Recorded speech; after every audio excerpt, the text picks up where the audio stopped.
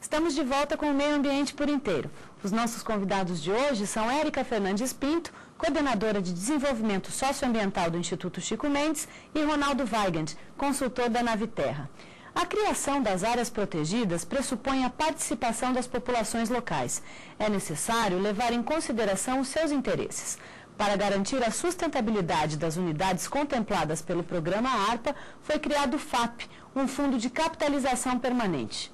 Veja. 5 estados foram contemplados com as unidades de conservação em âmbito estadual e federal. Além do Amazonas, Acre, Mato Grosso, Tocantins e Rondônia participam do projeto. Para garantir a sustentabilidade financeira, foi criado um fundo de capitalização, gerenciado pelo Fundo Brasileiro para a Biodiversidade, ou FUNBio. Na primeira fase, esse fundo foi criado, então o resultado da primeira fase foi a criação desse fundo e a captação com um recurso inicial, que existem hoje 30 milhões de dólares depositados nesse fundo. Todas as decisões do ARPA são tomadas pelo Comitê Executivo do Programa, inclusive o mapeamento das unidades de conservação. O grupo que toma as decisões reúne representantes do próprio Ministério do Meio Ambiente, IBAMA, governos estaduais e municipais, ONGs e doadores privados, representados pela WWF Brasil. O programa tem contribuições muito importantes para o bioma, para a agenda dos governos locais, para a agenda do governo federal, no que diz respeito à conservação do bioma, traz benefícios para as populações locais, afeta para a região e também para o país. Érica, quais os valores que essas unidades de conservação podem gerar na questão do potencial econômico?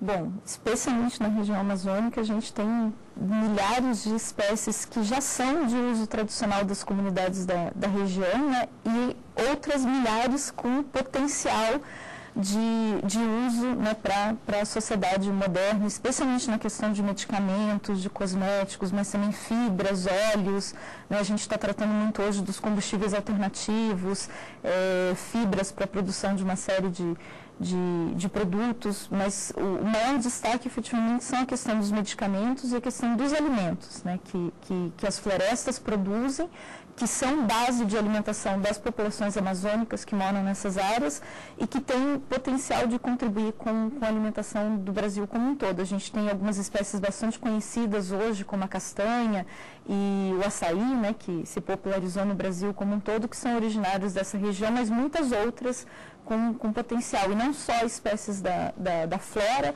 mas também espécies da fauna, né, de manejo de animais silvestres que podem ser trabalhadas, os peixes, né, a riqueza amazônica em termos de espécies de peixes também é muito grande, muito emblemática. Ronaldo, a questão dos investimentos de grande porte para as unidades de conservação ali da área da amazônica, por que está sendo tão valorizado hoje em dia? Está na moda ou é uma questão mais econômica? Investimentos, no caso do ARPA? Exatamente. Os investimentos não são muito altos, né? Quando você considera por hectare o tamanho do ARPA, dá, acho que, R$8, $8 por hectare. Para sempre. Para sempre. Assim, é muito pouco que está sendo pensado. Você garantir 1 hectare de floresta com suas 120 toneladas de carbono, com toda a sua biodiversidade. Mas ainda assim é difícil conseguir isso, né? Porque o que está acontecendo hoje é que você ainda não tem muito como dar de volta alguma coisa a quem dá esse dinheiro, né? Mas se você pegar o Brasil, né, o Brasil sempre se coloca como um país pobre, e isso é um problema, porque nós não somos mais. Deixamos de ser, né? O BNDES está chegando aí perto da sua taxa de financiamento anual, perto dos seus 200 bilhões de reais. O ARPA precisa de 500 milhões de dólares para funcionar para sempre.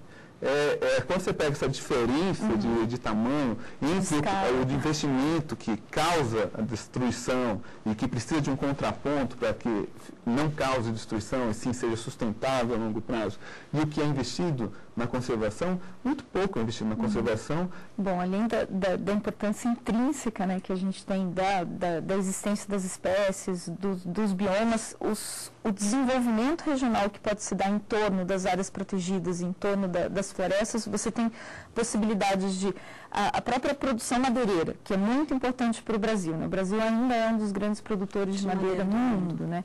E a região amazônica tem potencial de contribuir com a produção de madeira mundial de forma sustentável, né? É uma das poucas áreas remanescentes no mundo que tem esse potencial de produção madeireira ao longo de muitos anos ainda, mas não com sistema de degradação de desmatamento, mas com sistema de manejo sustentável. Isso é importantíssimo para a economia mundial, né? É um grande problema, porque a maior parte da devastação da Amazônia vem da extração madeireira, mas também é um grande potencial, né? E tem sido investido muito nos últimos anos no manejo sustentável, na certificação de empresas, na madeira legal, né? E tem situações na Amazônia que, assim, que as áreas são muito remotas e a única presença estatal, por exemplo, que tem lá é do Instituto Chico Mendes. Assim, eles não são só os guardiões da floresta, são os guardiões das pessoas, porque eles são pontos de contato do Estado com as pessoas. Tem lugares desses que a economia também é muito frágil e que agora o ARPA mudou a forma como normalmente os projetos faziam aquisição de bens e serviços, que antes era centralizadamente, então muitos dos recursos ficavam fora. O ARPA começou a direcionar localmente esses recursos e, de repente, a unidade de conservação passou a ser o principal comprador do supermercado da região, o principal freguês dos negócios, o mobilizador da economia local. E isso, assim, é só uma pontinha do iceberg do que poderia ser, é uma gotinha do que poderia ser mobilizado se a gente tivesse uma estratégia de desenvolvimento que tivesse como base a conservação nessas áreas. Né? Em algumas categorias, como as reservas extrativistas, a unidade de conservação tem o objetivo da melhoria da qualidade de vida e da produção sustentável a partir de produtos da biodiversidade. Então, com a criação de uma unidade dessa categoria, também uma série de políticas públicas são passíveis de serem acessadas e são implementadas em áreas, às vezes, muito distantes, onde as pessoas nem têm certidão de nascimento, muitas vezes. Então, é a chegada do Estado em muitos dos rincões do nosso país. Ronaldo, você estava falando que em diversos lugares ali, só o Instituto Chico Mendes está presente. Quem mais precisaria estar presente? Precisaria estar educação, saúde, a polícia, tudo, né? Assim, todos os serviços básicos, né, de cidadania, né? E, na verdade, acaba acontecendo isso, porque quando eles trabalham lá, eles vão levantar essas demandas com a comunidade, organiza a comunidade fica mais capacitada para solicitar essas coisas. Érica, qual é o papel do Chico Mendes ali, né, naquela área, naquela região? O que vocês fazem ali? Então, o Instituto Chico Mendes é hoje o órgão do governo federal, né, vinculado ao Ministério do Meio Ambiente, responsável pela gestão das unidades de conservação e por programas também de conservação da biodiversidade, por elaboração de listas de espécies ameaçadas, plano de ação para a conservação dessas espécies. O Instituto tem vários centros de pesquisa de conservação da biodiversidade que tem essa função. Então, e elaborar propostas de criação de novas unidades de conservação no âmbito federal também é de responsabilidade do Instituto. E depois de criada uma unidade de conservação, tem todo o trabalho da implementação, que envolve a consolidação territorial da unidade, a regularização fundiária, a sinalização, a demarcação, a elaboração do plano de manejo, que é um documento técnico com as regras e com o objetivo daquela unidade, né, com o plano de trabalho para aquela unidade de conservação, a relação com a sociedade e com as diversas instâncias de governo. Quantas pessoas trabalham lá? No Instituto Chico Mendes? Eu acho que na Amazônia, especificamente, eu não sei o número, mas a gente estima que é uma média de 2 servidores por unidade. É uma média muito pequena. Eu ia falar 50, 100, não, 2. 2 por unidades desse tamanho que a gente estava falando, de 200 mil hectares, 500 mil hectares. A média para as unidades da Amazônia, somando unidades federais e unidades estaduais, ela dá mais ou menos 2 servidores por unidade de conservação. Seria cômico se não fosse trágico, né? 2 pessoas têm que ser heróis, né? O Instituto Chico Mendes, particularmente, teve alguns concursos públicos recentes, onde o foco da contratação de novos servidores foi para atender unidades de conservação da Amazônia.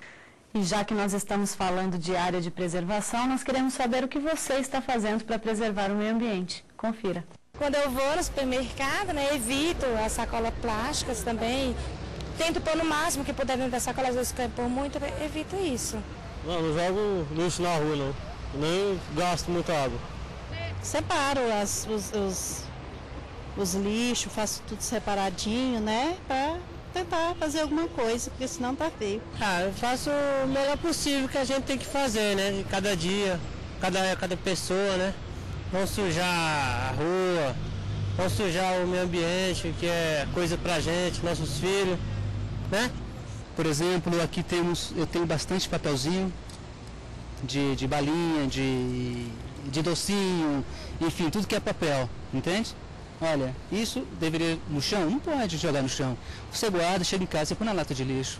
É um pequeno gesto, porém útil, né? Começa aí, né? As pessoas estão mais atentas. Vocês acham? A questão ambiental? De comportamento individual faz parte. Mas só ela também não resolve. A gente tem que ter política pública e essa diretriz governamental, também essa parceria com a iniciativa privada, como o Ronaldo colocou.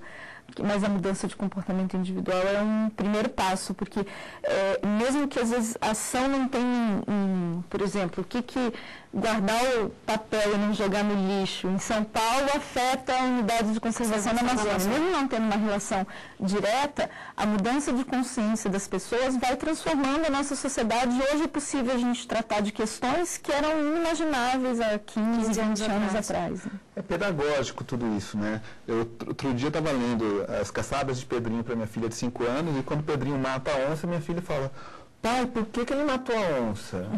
Mas não pode, né? Assim, então, a consciência mudou muito. E acho que a gente vai ser julgado por aquilo que a gente vai fazer, por exemplo, nessa votação do Código Florestal, né? Assim, o que a gente, se a gente está se omitindo ou está participando dessa discussão, nós vamos ser julgados pelos nossos filhos que já têm uma outra consciência, já estão vindo de um outro jeito, vão perguntar para a gente: por que você não fez nada? Nós vamos pagar um preço pelo que a gente está fazendo hoje, né? Então, a gente precisa realmente ter essas mudanças individuais.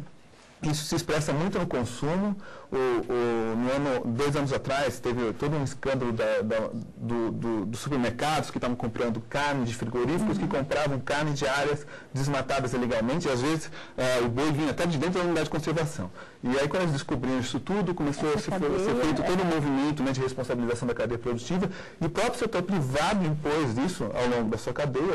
Os supermercados têm esse mérito, têm imposto isso, e o governo também, ao mesmo tempo, adotou as mesmas medidas paralelas a essa para fazer com que as cadeias de consumo sejam mais sustentáveis. E você ter isso na sociedade, assim, não adianta a gente ter as nossas ilhas de unidade de conservação, sabe? Como você falou aí na matéria, 8% do território não é nada. Para a Amazônia ainda é mais substancial, que a gente já tem 27%, ainda tem as terras indígenas, mas quando você pega o restante do país, o país é muito desprotegido. O Cerrado, a Caatinga, o Pantanal, é muito desprotegido, a Mata Atlântica já resta muito pouco. Então a gente precisa fazer esse trabalho com urgência de integrar a conservação no nosso modo de vida. Érica, Ronaldo, muito obrigada pela presença de vocês, e o nosso programa fica por aqui. Na semana que vem nós voltamos com o meio ambiente por inteiro. Até lá!